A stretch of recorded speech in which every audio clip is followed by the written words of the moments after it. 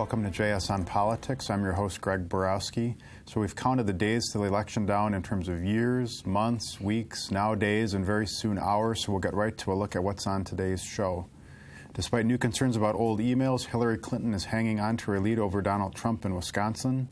We'll look at the most recent polling and then talk about who is best positioned in the race's final days. Meanwhile, the U.S. Senate rematch is exceptionally tight. Can Ron Johnson hold on to his seat? We'll dig into trends and the tea leaves and talk about what else we'll be watching on election night. We've got the winners and losers of the week, and of course we'll take some viewer questions. But first, let's start with the numbers in this segment on the Marquette University Law School poll that came out on Wednesday. We're joined by Charles Franklin of the Marquette University Law School poll, the busiest guy in poll business these days. So we're going to start with the results from yesterday's poll that came out. Let's give viewers a quick look at the most recent numbers, starting with the president, likely voters. So Hillary Clinton leads Donald Trump there with 46% to Donald Trump's 40%, with 4% for Gary Johnson, the Libertarian, and 3% for Jill Stein. So Charles, tell us a little bit, how does that compare to the more recent polls? It seems to be a pretty steady advantage for Hillary Clinton. It is, and it's also close to the polling average across a number of polls, not just mine. What we see here is that in the last 3 weeks, Clinton has added 2 points to her total. Trump has added 3 to his, and the result is moving from a 7-point to a 6-point Clinton advantage, very slight change. The other interesting thing is that Gary Johnson, the Libertarians' vote, has come down from 9% to 4%. Jill Stein, the Green candidate, at 3%. This is typical as an election approaches to see the polling for third-party candidates decline and their ultimate votes to also go down as people make the decision of whether to vote for that third-party candidate or vote for the lesser of two evils, perhaps, when it comes to the two major party candidates. So we are seeing that shift happen. But it's not really shifting the presidential numbers much. That 1-point change is pretty small. The last thing that we see is that Trump still struggles to win his full share of Republican voters. He's getting about 81% of Republicans. She's getting 89% of Democrats. It's a little improvement for him, but not as much as she's getting. And Donald Trump still struggles in the Milwaukee suburban counties, the WOW counties, Waukesha, Ozaukee, and Washington. Yeah, let's talk on the partisan split, but also show the gender gap in this poll, which is maybe less surprising a little bit. But Donald Trump is doing 5 points better among men, Hillary Clinton 16 points better among women. And how, talk about that, Charles, if you could, and the partisan, where would these typically be? The partisan numbers are different, say, than 4 years ago. Right. We often do see a gender gap, but usually it's not this large, but it also tends to disappear when you look within party. So Republican men and women are typically less different from each other. Democratic men and women, not that different. What we see this time, though, is that 86% of Republican men are voting for Trump. Only 76% of Republican women are. And that's the really striking figure here, is that within the Republican Party, there's a pretty sharp gender gap as well. Also among independents. Among Democrats, it's pretty much equal, with both men and women strongly supporting Clinton. All right, let's show one more set of numbers here on how people felt that the candidates, if they're qualified to be president. You had 59% saying Hillary Clinton is qualified, 35% saying Donald Trump is. When you combine that with kind of the low favorability for both candidates, how much do you think voters are weighing at this point their qualifications, or is it trustworthiness, likability? What's coming into play here for voters? This question of qualified has been a strong Clinton, really her strongest advantage over Trump all year long. I should say none of these perceptions have changed very dramatically since June or July. It's kind of striking how little they've shifted over time. The area where Trump does better than Clinton is actually on the honesty question, where she's at like 27% saying she's honest now, versus Trump around 34%. Those have been a bit closer earlier, and so it does seem like maybe there's a little fall off in Clinton's honesty measure.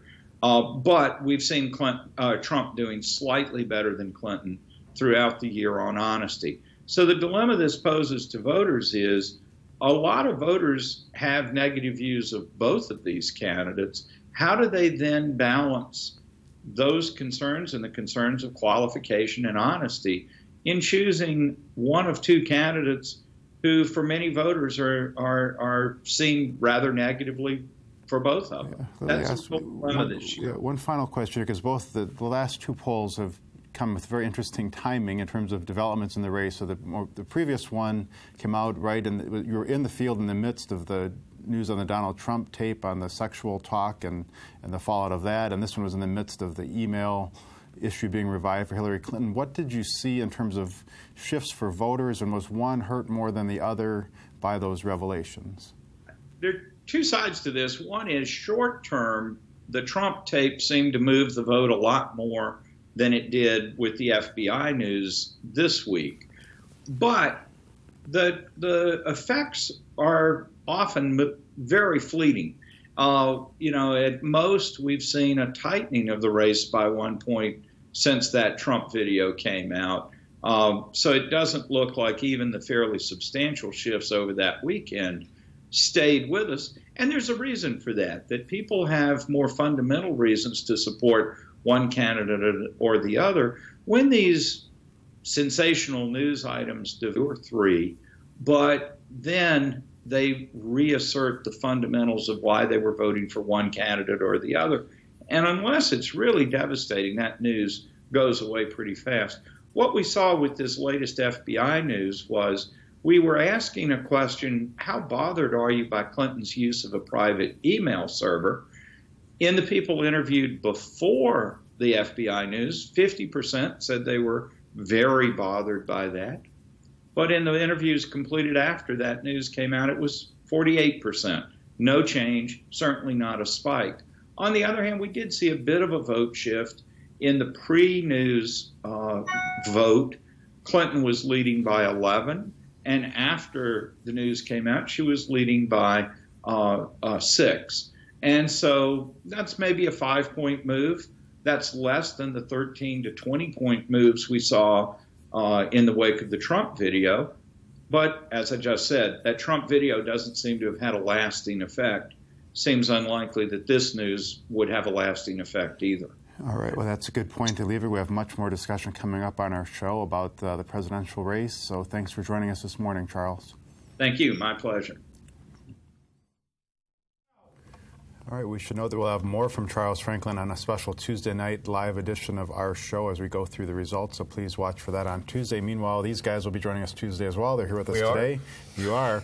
Dan Bice, our watchdog and political columnist, Craig Gilbert, our Washington bureau chief. So a week ago when we did this show, nobody was talking about Anthony Weiner as a determining factor in the presidential race, and then all these emails came out. Craig, has that shaken up the race a lot, a little? I think it's had an impact. I mean, the race was tightening before the FBI story broke, and there's kind of a natural tightening that you see happen in these races, partly because even though Trump has had kind of a deficit among Republican voters compared to where he should be, some Republican voters are coming home now, at least in the national polls. It hasn't happened to the same extent in Wisconsin. That's what I was saying. Are you thinking tightening here or tightening nationally? Tightening nationally. Yeah. I mean, what was interesting about, one thing that was really interesting about the Marquette poll in Wisconsin is that there's a little bit of Republicans coming home, but there's still this very significant kind of loyalty gap that Charles talked about, and that explains her lead. I mean, the two things. There are more Democratic voters than the Republicans, and she's doing better with her base than he's doing with his.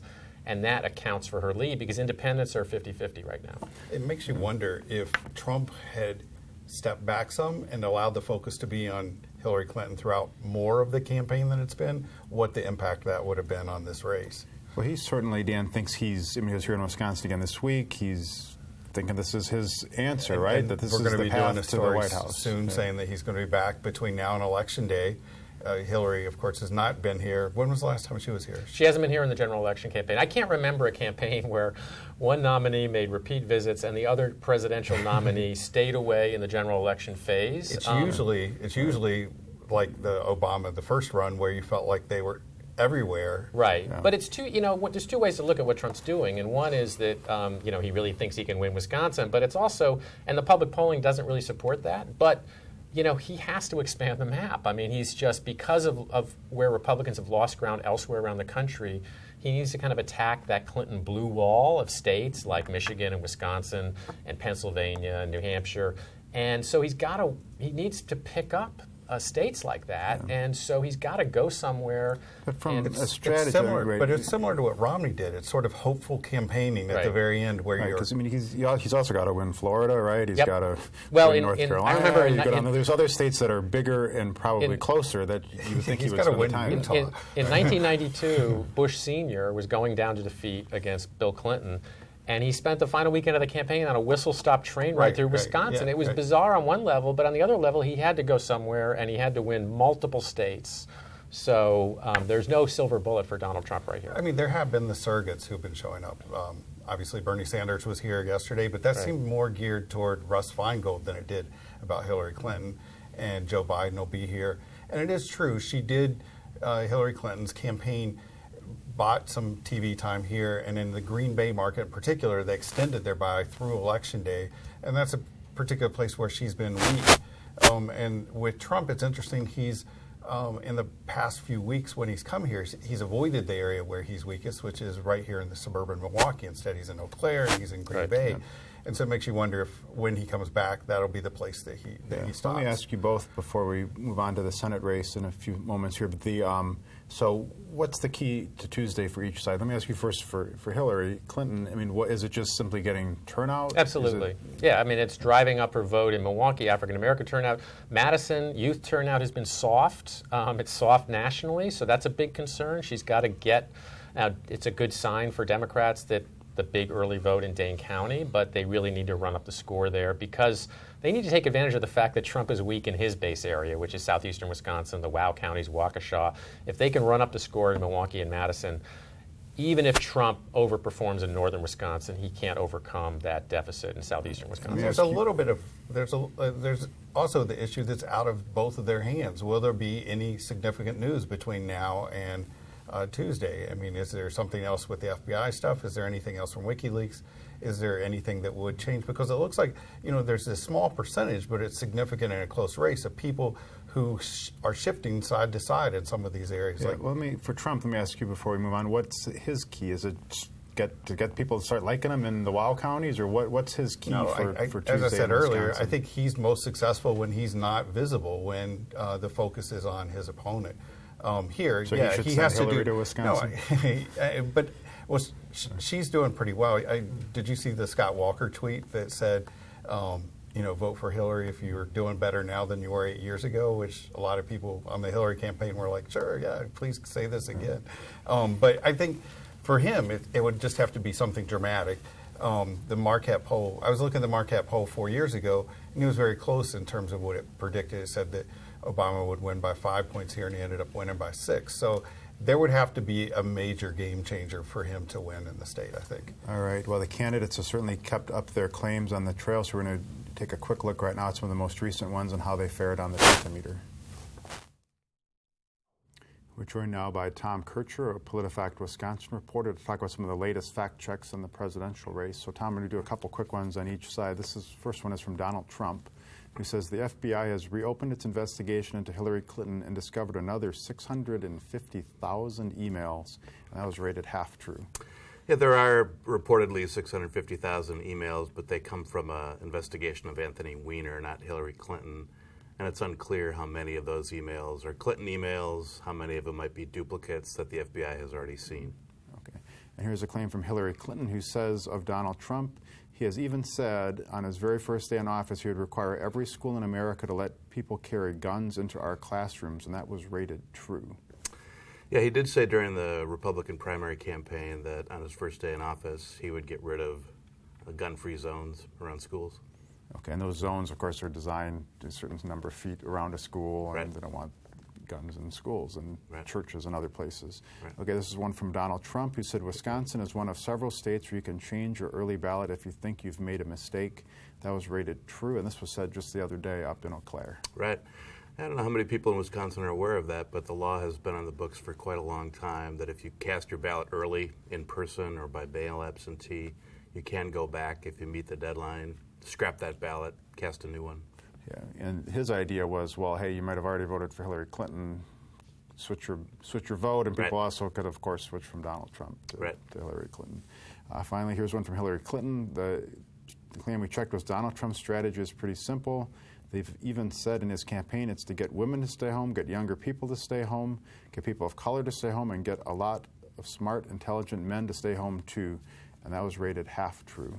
Yeah, when Clinton says they've said in his campaign, that's a reference to stories quoting Trump campaign people anonymously, saying that part of their strategy is to try to reduce the vote among African Americans and certain other people. Trump has said, look, those are anonymous source stories, don't believe them. And he himself has also tried to woo some of those same groups of voters, such as African Americans. All right, so that's some of the latest claims in the presidential race. You can find all of them and more down in the home stretch here at PolitiFact.com. All right, we're joined now by Bill Glauber, who's been covering the U.S. Senate race. And let's start right there with the poll numbers in that contest that came out yesterday. So there, the polls showed that Russ Feingold was leading with 45% of the vote, Ron Johnson 44%, and Libertarian Phil Anderson, who no one has probably much heard of, with 3%, but having a potential impact there. So the last poll was a 2-point lead. Bill, is there and people had written off Ron Johnson a long time ago, even Republicans, I think. Is there an upset of sorts brewing here? What do you think is going to happen? Well, I can't predict what's going to happen, but there's been a slow rolling move that Johnson has made since September with an aggressive advertising campaign. He went guerrilla style in terms of his presenting himself to the public, making a lot of news for some things he said, and he's brought himself right back into the race after being down by double digits. So, he has momentum on his side, but, Feingold has some things going in his favor. Number one, the presidential race. So it's interesting. I mean, this is like a post-Citizens United world that Ron Johnson seems to have figured out. That is, for much of the month of October, he's running positive, upbeat ads about himself, while the outside groups are running negative ads attacking Russ Feingold. The result is, right now, both candidates are above water. They're both still liked by candidates. It is truly astonishing to me that they are both still liked, given this political environment. That has nothing to do with the candidates. They have each weathered some fierce negative attacks, and yet they both still are rated, their approval is higher than their disapproval. I am shocked. Yeah. Well, let's talk, Dan, here about some of the themes we're seeing in the final days here. So, the Johnson campaign is sitting pretty hard that, Russ Feingold's a phony, especially on campaign finance. Literally calling him a phony. Russ Feingold's seizing on this tax haven of Ireland. And so forth. Do you see any sign that these are breaking through with voters, or what's your sense? I think everybody's hopeful that something's going to break through with voters. Right now we have 13 outside groups currently spending money in this race. $10 million at least in the last week alone. But I think it's, there's the potential that this is a key factor in determining who's going to control the Senate. I'm not sure if they're breaking through, but clearly the Johnson campaign thinks this hypocrisy theme works. They've been pounding on it for the last couple of weeks. The outside groups are hitting on it. They're focusing primarily on Progressives United, which was a PAC that was formed by Russ Feingold that didn't end up spending very much money on individuals. And the Feingold campaign, their strategy has been for the last 2 months to use excerpts, either video or audio, of Ron Johnson. And they're doing it with this new ad about the tax haven, and I understand they're going to be hitting some more on other tax issues with him. Basically, they're trying to paint him as a rich guy who's out of touch with the ordinary concerns of Wisconsin. Which is, if you want to look at it in terms of negativity, is it the hypocrite against the out of touch wealthy guy? That's what they're trying to portray each other as. Let's talk about briefly here what does each need to go right in order to win on Tuesday? So for Ron Johnson, what does he need? A strong Trump performance, or what? Yes, he needs a strong Trump performance. They have to narrow that gap. I was told early on that Trump had to be within 100,000 votes for Johnson to have a chance of pulling off the upset. So, clearly Trump has got to close the gap with Hillary Clinton. He probably has to have people in suburban Milwaukee go into the polls, skip the first vote, and vote for him, which isn't something that happens normally. And we saw a mailer this week in which the Republican parties, it seems to be encouraging people to do just that. So he does need Trump, but I think they're somewhat hopeful that he might pick up votes that Trump doesn't. So on the Feingold side, Dan, he's seen his lead get narrower and narrower and narrower. What does he need to have go right on Tuesday? Well, one thing that leapt out in terms of the numbers in the Marquette poll was independents. A couple of months ago, he had a strong lead among independents. Today, he's trailing among independents. And this is a guy who's been portrayed as a maverick, his own guy for years and years and years. And it appears right now that he doesn't have that edge.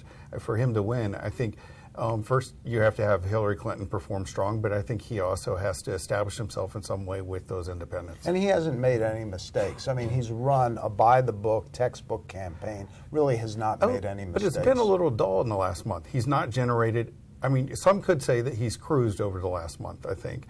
And I think the only criticism, the main criticisms you could make about him is he hasn't presented an extremely strong case for why we should send him back for a fourth term. And I think the Johnson campaign deserves full credit for what they accomplished in the last 6 weeks, 2 months, getting back in the race, following their plan. It may fall short, it may succeed, but they got the guy back in the race. All right, well, we'll know more on that on Tuesday night. And meanwhile, before we talk more politics and elections, we're going to take a look at the U.S. Senate race and how some of the most recent claims on that race have fared on the Truthometer. All right, we have Tom Kircher of PolitiFact Wisconsin on retainer today, and he's back now to talk about the U.S. Senate race and some recent fact checks there. So let's get this first one from Russ Feingold, who says U.S. Senator Ron Johnson, quote, doesn't even believe there's a man-made role in climate change, and that was rated mostly true. Yeah, Johnson has kind of reluctantly, if you will, said that there could be a human role in climate change, but even when he said that, he's downplayed the human element and expressed quite a bit of skepticism about it. All right, now here's a claim from Ron Johnson against Russ Feingold, who says, during his 18-year Senate career, Russ Feingold supported judges who voted to deny your individual Second Amendment right. He promises to protect those rights, but that's not what his record shows, and that was rated mostly false. And when Feingold was in the Senate, he did vote for judges who later said they didn't believe there was an individual right to gun ownership. But Feingold also voted for judges who later made rulings that it strengthened gun owners' rights. Right, and he also has explicitly said himself that he supports an individual's right. He believes the Second Amendment covers an individual's right to bear arms. Here's a claim from Russ Feingold, who says Ron Johnson has essentially done nothing to fight heroin addiction and opioid abuse, and that was rated false. Yeah, Johnson could be criticized for not taking more actions, but he did vote for a major piece of federal legislation that's aimed at reducing the heroin opiate problem. He's also sponsored a bill of his own to try to reduce overprescription of painkillers. All right, and finally we'll do one from Ron Johnson, who says Russ Feingold got paid $8,000 a lecture at Stanford University, and that was rated mostly false. Yeah, the very basic math would come down to $8,000 per lecture, but Feingold did more than just show up and give a lecture. He was meeting with students and faculty, grading papers, doing other guest lectures, other things that professors do. All right, likewise here we've got a lot more claims on that race, both already rated and some more in the hopper, many more posting even today. So check those out at politifact.com/Wisconsin, and you can follow that all the way through the election and beyond. Thanks for joining us, Tom. You bet. All right, so the musical chairs on today's show have stopped, and we have Craig back and Mary Spicuzza, one of our political reporters, joining us to talk about the home stretch in the election here, things to watch for, what's happening. We talked a little bit before about candidate visits. We suspect and know that Trump is coming back. Who are we going to see on the Democratic side? Well, Joe Biden, I believe. Yes, right? Joe Biden. We could more surrogates, really. I mean, I don't think we're necessarily going to see Hillary Clinton, and the Marquette poll is probably a sign that we won't see her because that kind of reinforces the Democrats' confidence in holding on to Wisconsin. I mean, nationally, I think you want to look, how much offense are the candidates playing and how much defense are they playing on the map. I mean, Donald Trump is behind, but he's still playing offense on the map by coming back to places like Wisconsin, which may seem like a reach. But Hillary Clinton is playing some offense, and she's also, she's got so many more routes to an electoral majority that she has more options. Ron Johnson needs the political equivalent of an inside straight. Donald Trump needs the political equivalent of an inside straight, and that does explain why he's coming back to states where he's clearly behind in the polls. I think if we see somebody like Michelle Obama coming in, that would be a sign that Russ Feingold is really in trouble and is even losing his lead more than he already has. So, I mean, we haven't seen the president. What have we seen? We think about early signs, early voting, who's got the best ground game? I mean, where is the advantage on that front, do you think, Mary? A lot of Democratic strongholds, city of Milwaukee has broken, or if not, will soon break its record. We're seeing record-breaking early voting in Madison and Dane County, too. So, I mean, obviously, someplace like Waukesha County always has very high voter turnout, but I think Hillary Clinton really wants to see high turnout in places like Milwaukee and Madison. Do you think, Craig, is that sort of stuff a sign of enthusiasm, or is it a sign of more convenience, or people It's just want both. to be I mean, over, it's not 100% barometer of the vote, because some people, a lot of the people that are voting early are people that would vote anyway. I do think there's an interesting difference in Wisconsin. An interesting wrinkle is in a lot of battleground states, I think the sense is that Democrats clearly have a better ground game because the Trump organization doesn't really have a ground game. But in Wisconsin, the Republicans do have a ground game. Both parties have gotten very good in recent election cycles at driving their vote and getting out their vote. So I think it's more of a wash. It's more of a standoff in terms of the ground game in Wisconsin. But it's a relative advantage for Republicans compared to other states where they, I think they can't count on that extra tick in the margins on election day that Democrats are going to get in some states out of their get out the vote efforts. Let me ask each of you for one thing you'll be watching on Tuesday night is sort of a tell sign. Well, we talked about it a lot, but the wow counties, I mean, it's so fascinating that these counties that have become more and more Republican with every election have fallen off for Donald Trump. So it's not just the margins, it's the turnout.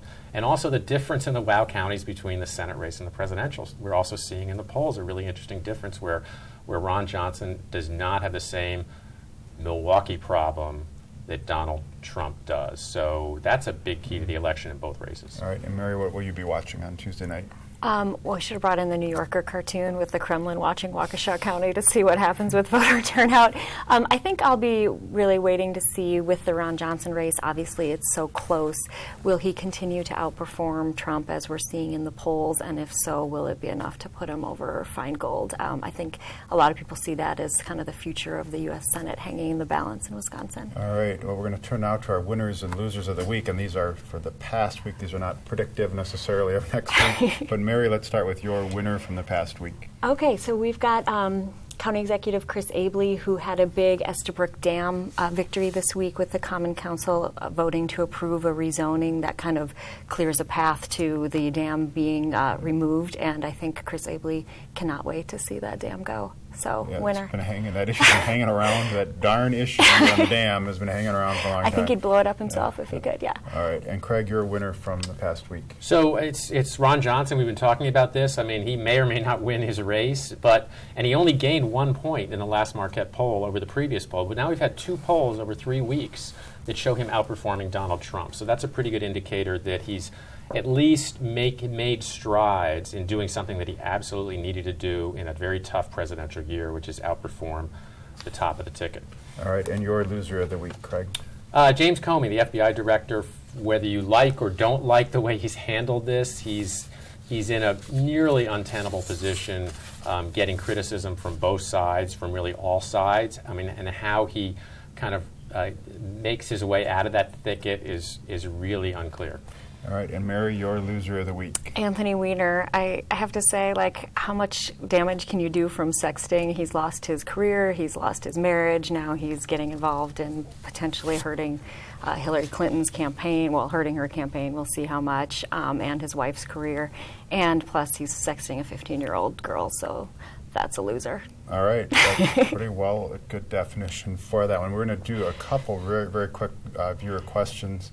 The first one is for Mary. I'll ask you. Says, from Leland, who says, "Does Trump know how to run his business? I heard nothing bad about how he runs it, but there's certainly been plenty of articles, discussion about lawsuits and bankruptcies, right? I mean, what? Right.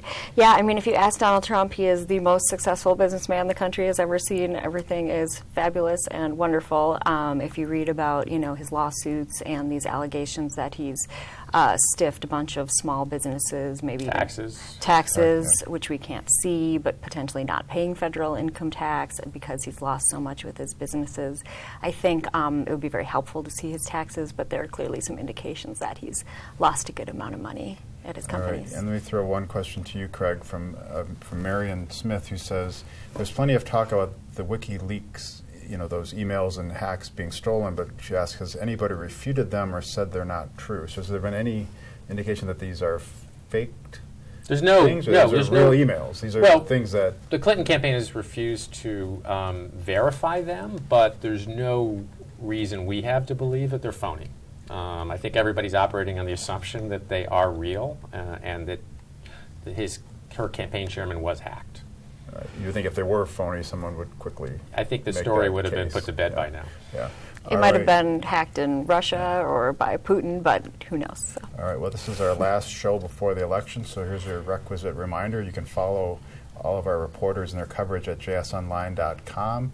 On Election Day, we'll have plenty going on during the day, and at night we'll have a special edition of this show where we'll be trying to give you some of the results and commentary and feedback live, so please join us then. Make us your first screen or your second screen or some screen. Keep us involved on Election Night. You'll get the best coverage on our state political scene from our team. So see you Tuesday night, and then see you next week.